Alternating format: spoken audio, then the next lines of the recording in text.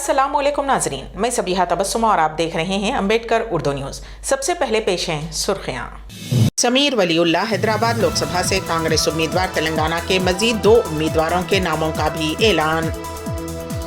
DCP south zone Sai Chaitanya का अचानक तबादला। रियासत तेलंगाना में इंटरमीडिएट इम्तिहानात में नाकामी से मायूस होकर 9 तलबा ने कर ली खुदकुशी। और मुंबई में करोड़ों रुपये का सोना और चांदी जब्त। और अब खबरों की तफसील। कांग्रेस पार्टी ने तेलंगाना के 3 लोकसभा उम्मीदवारों के नामों का ऐलान कर दिया है, जिनमें हैदराबाद लोकसभा हलके से समीर वलीउल्लाह भी शामिल हैं। समीर वलीउल्लाह फिलहाल हैदराबाद डिस्ट्रिक्ट कांग्रेस कमेटी के सदर हैं। पार्टी ने करीमनगर लोकसभा हलके से वी राजन राव और खम्मम पार्लिमानी हलके से रघुराम रेड्डी को उम्मीदवार बनाया है। रियासत तेलंगाना के वजीर आला रेवंत रेड्डी ने हल्के पार्लिमानी सिकंदराबाद में दानम नागेंद्र के रोड शो में हिस्सा लेते हुए अपने पुरजोश अंदाज में आवाम से खिताब करते हुए कहा कि आज से 20 साल कबल अंजन कुमार यादव ने बंडारू दत्तात्रेय, जो कि उस वक्त बीजेपी हुकूमत में मरकजी वजीर थे, उनको शिकस्त देकर कांग्रेस का तिरंगा लहराया था और सोनिया गांधी की क़यादत में मरकज़ में हुकूमत तश्कील दी थी। अब दानम नागेंद्र भी मरकजी वजीर किशन रेड्डी को शिकस्त देकर कांग्रेस का तिरंगा झंडा लहराकर सोनिया गांधी की क़यादत में मरकजी हुकूमत की तश्कील से वही तारीख को दोहराएंगे।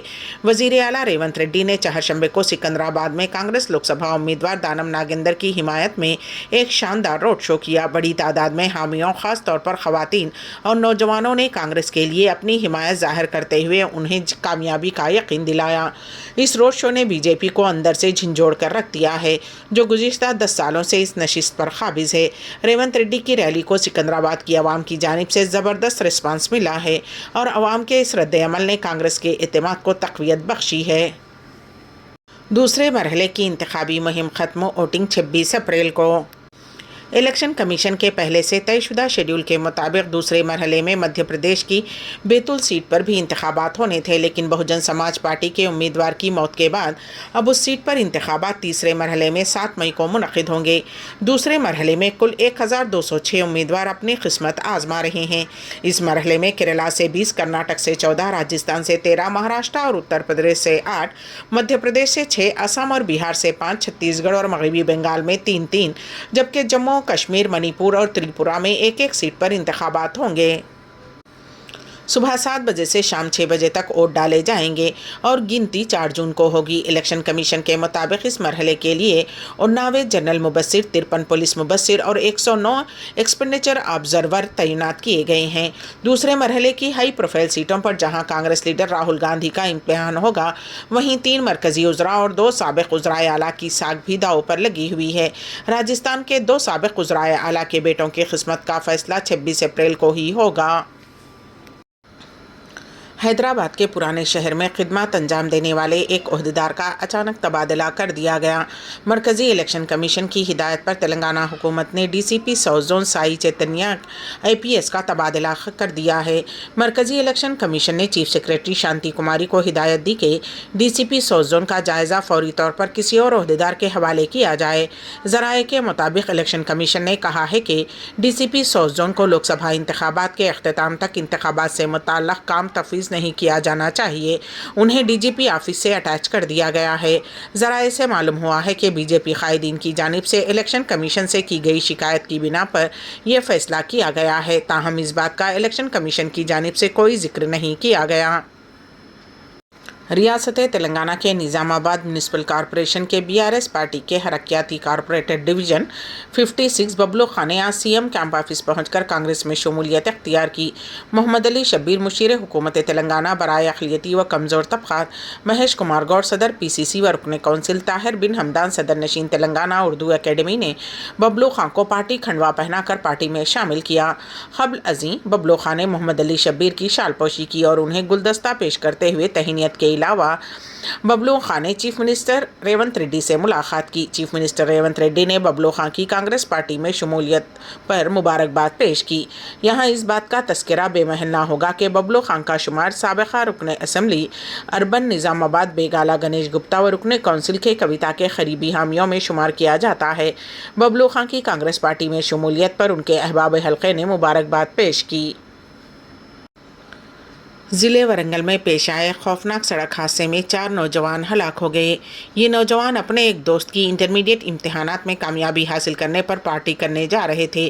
پولیس کے مطابق 4 نوجوان جن کی عمریں 17 برس تھیں جو اپنی بائک پر جا رہے تھے کہ بائک چلانے والے نے اس کا توازن کھو دیا، جس کے نتیجے میں بائک ضلع ورنگل کے وردھنا پیٹ کے قریب ورنگل کھمم قومی شاہراہ پر واقع حکیم اسٹریم برج پر پرائیویٹ ٹریولز کی بس سے ٹکرا گئی۔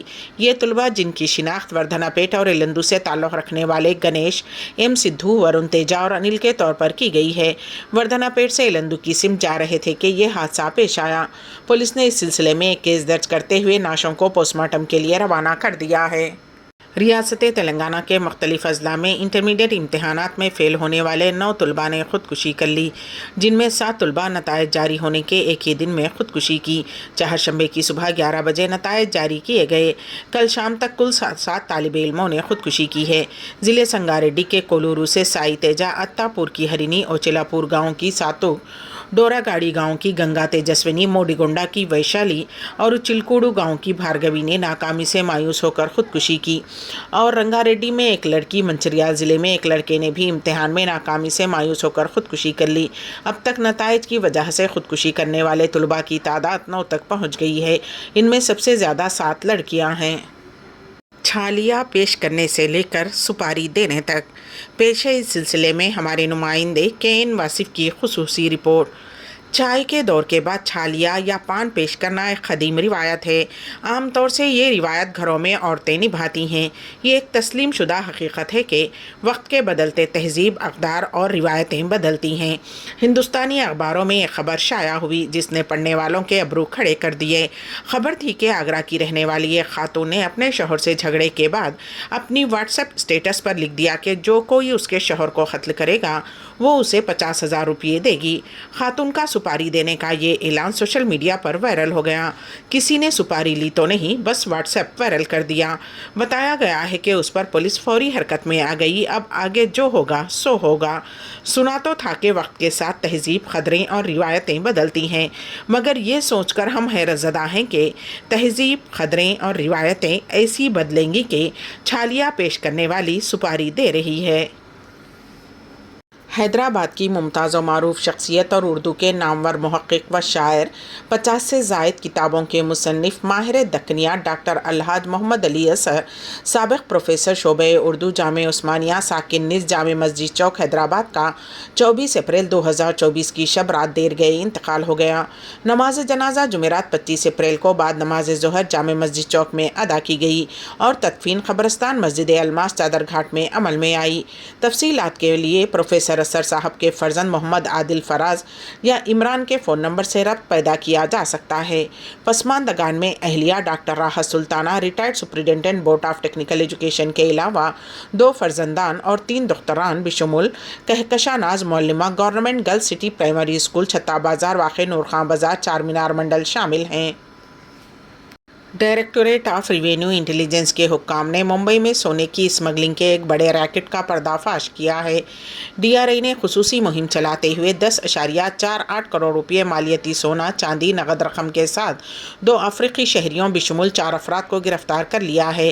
ڈی آر آئی کے حکام کے مطابق جنوبی ممبئی کے ایک سونا پگھلانے والے ورکشاپ میں تلاشی کی مہم انجام دیتے ہوئے 2 افریقی شہریوں بشمول 4 افراد کو حراست میں لیا گیا۔ حکام کے مطابق انہیں اطلاع ملی تھی کہ امریکہ سے سونے کی ممبئی اسمگلنگ کی گئی اور زاویری بازار میں اسے پگھلا کر مارکیٹ میں فروخت کرنے کا منصوبہ ہے۔ ڈی آر آئی افسران نے بتایا کہ ملیٹنگ پلانٹ میں سرچ آپریشن کے دوران بیرون ملک سے آیا 9.31 کلو سونا اور 16.66 کلو چاندی برآمد ہوئی۔ مصر کے صدر عبد الفتاح السیسی نے گزشتہ روز ہالینڈ کے وزیر اعظم مارک روٹے سے فون پر بات چیت کی۔ اس دوران انہوں نے غزہ میں جاری تنازع کو ختم کرنے اور 2 ریاستی حل پر عمل درآمد کی ضرورت پر زور دیا۔ مصری صدر عبد الفتاح السیسی نے کہا ہے کہ فلسطینی شہر رفح میں کسی بھی فوجی آپریشن سے غزہ کی پٹی میں انسانی صورتحال پر تباہ کن اثرات مرتب ہوں گے۔ ڈچ وزیر اعظم مارک روٹے کے ساتھ ایک فون کال کے دوران السیسی نے غزہ کی پٹی میں جاری جنگ کو روکنے کی ضرورت پر زور دیا اور رفح میں کسی بھی فوجی کارروائی کے خلاف خبردار کیا۔ مصری ایوان صدر کے مشیر ڈاکٹر احمد فہمی نے بتایا کہ اس فون کال میں غزہ کی پٹی کی صورتحال اور پٹی میں جنگ بندی اور انسانی امداد کی ترسیل اور علاقائی استحکام کی بحالی میں مصری کوششوں پر تبادلہ خیال کیا گیا۔ السیسی نے کہا کہ عالمی برادری کا اقوام متحدہ کی متعلقہ قراردادوں پر عمل درآمد کے لیے اپنی ذمہ داریاں نبھانا بہت اہم ہے۔ دونوں رہنماؤں نے جنگ بندی تک پہنچنے کے لیے فوری کام کرنے کی اہمیت پر اتفاق کیا۔